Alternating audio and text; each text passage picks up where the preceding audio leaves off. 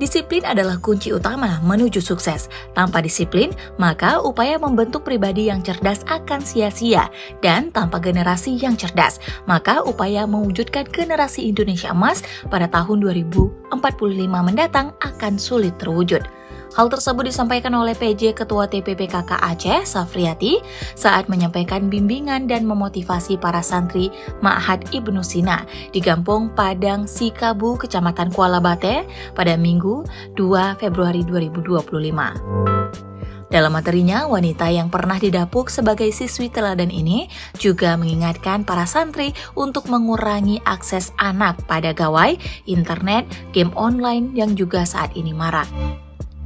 Pada kegiatan yang mengangkat tema membangun motivasi dan semangat belajar untuk meraih prestasi demi masa depan Aceh yang gemilang itu, Safriati juga mengingatkan para santri untuk mewaspadai lesbian, gay, biseksual, dan transgender yang perkembangannya semakin mengkhawatirkan.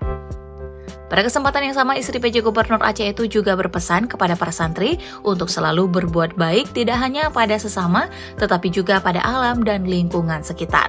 Safriati mengatakan, rajinlah belajar, selalu disiplin, bulatkan tekad untuk selalu gemar belajar, dan jangan pernah berhenti berbuat baik, karena segala hal baik yang kita lakukan akan Allah ganjar dengan pahala dan berbuah kebaikan bagi Ananda semua.